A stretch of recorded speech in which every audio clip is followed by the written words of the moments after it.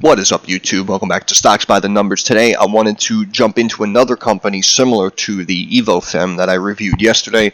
This is another micro cap company, I guess you can say. This company still listed here on the NASDAQ. Name of the company, ToughBuilt Industries, ticker symbol TBLT on the NASDAQ. Stock right here, as we see, closed $2.03 a share, down almost 4% here on the day. Relatively close to the 52-week low. However, look at the 52-week high, as high as $45. So we need to know, just looking at that, we have a ridiculous, speculative, volatile play on our hands. Okay, now there are a couple of things I want to talk to you guys about, but we'll look at the numbers very quickly. Again, I'll go over these terms very quickly. The volume, how many shares were traded today? Average volume over the last 10 trading sessions was, as we see, much higher, about double than what we traded here today. The market capitalization, 25 million. That is the number of shares outstanding times the share price. The dividend yield is the percentage of dividend the company is paying. So as we see, this company is not paying a dividend. But at $2 a share, let's say they were paying 20 cents a share, right?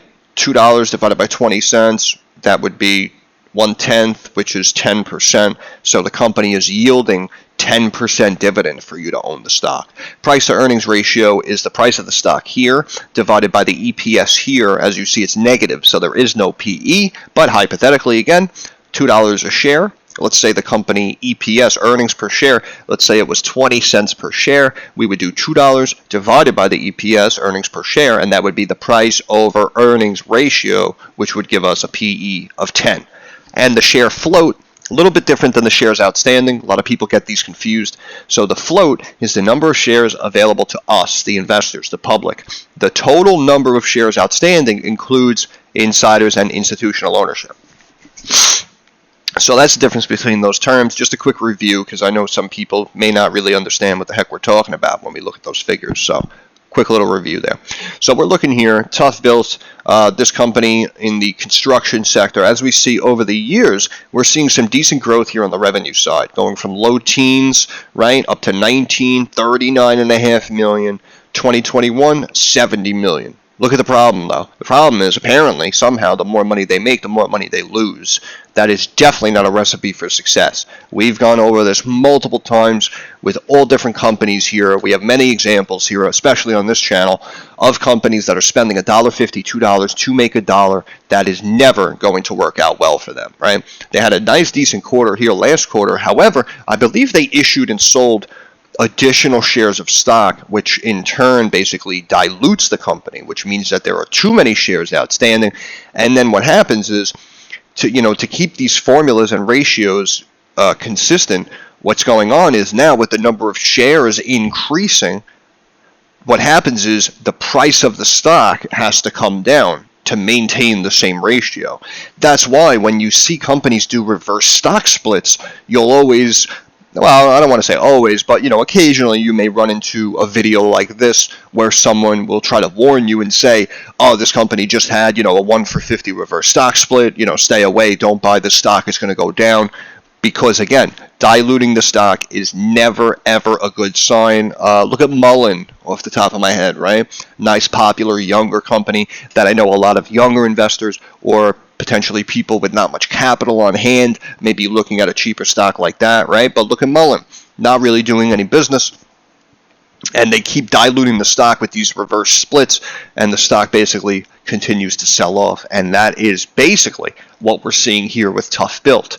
If we pull out a one-year chart and just kind of back it up, I think this company, yeah, see, it was like 2019.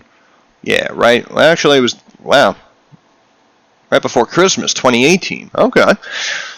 So this company, as we see, came out and has basically been in a massive downtrend for, we'll call it like 3 years, right? And the one thing that caught my eye, right, we could look at some of these numbers, as you see, finally a beat on the top and bottom line, but again, I believe they issued new stock, so that is not a green flag for me. And then right before, you have misses. And this is the problem, again, like we're seeing with a lot of these other companies. It's the earnings and the profitability side, not necessarily the revenue side. And unfortunately, you need both to be sustainable. And basically what we're seeing is a lot of bleeding and, more importantly, a lot of inconsistency. right? Beating, look again, the miss, beating, again the miss, right? Again the miss, and then we're red, and we're bouncing around, right? But yet we're green back here. We had some decent quarters. So I'm seeing a lot of inconsistency. I'm seeing a lot of bleeding, but more importantly, look at this. April 2020, 1 for 10 reverse split. And this is April 2022. So less than a year ago, the company did a 1 for 150 reverse stock split. I don't know about you, but in my opinion, that sounds extreme. I don't think I've ever personally seen a 1 for 150 reverse stock split. Maybe 1 for 50. I don't know if I've ever seen one that big.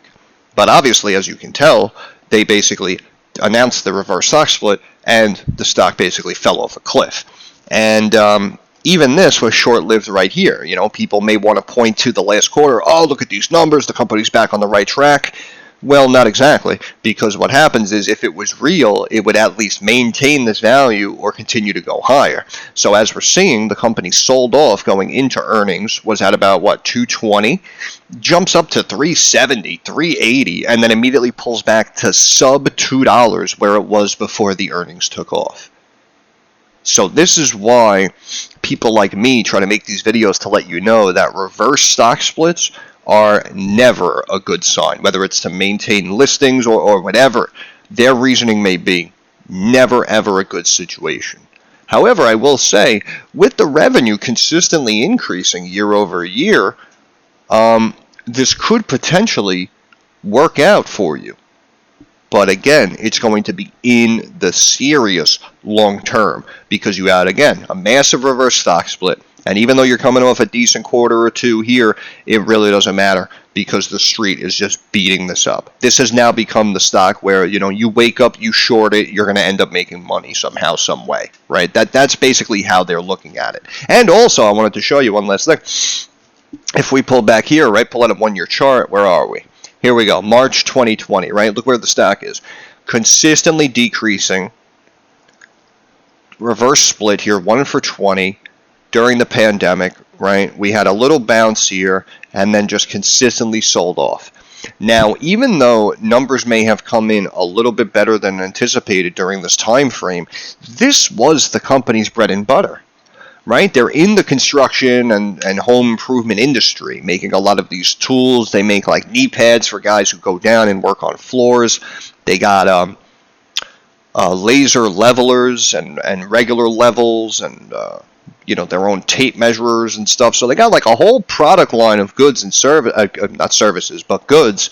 And, you know, this was the time where people were moving out of the cities, moving out of their apartments, and they were even leaving the state in some cases.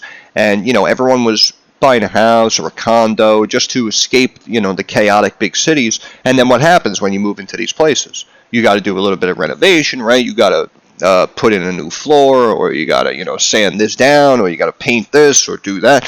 So these companies were seeing massive influxes of business, like your Home Depots and whatnot, during this time frame here of, you know, the pandemic, I guess we'll call it here, throughout 2020 and even into 2021. But as we see, this company was struggling. They announced a reverse stock split. You saw a little bit of a rebound here towards the tail end of the year going into 21, and then it just continued to sell off again. So if this company was going to rock and roll and really sell their products and do some good business, it was going to be right here. And as we see, that did not happen. And more importantly, we fast forward, we can see it's really not happening here. So in my opinion, again, coming off the reverse stock split, I would seriously give this company some time. I know a lot of you may be holding shares, and you know, you may jump at me in the comments section, and that's fine. I welcome all critiques and criticisms.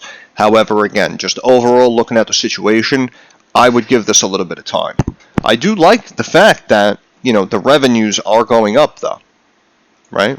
Quarterly, it looks a little sporadic and inconsistent, but annually, you know, it does look like, you know, word is spreading. People are talking about their products. More and more people are looking, going, maybe buying some of these ToughBuilt products.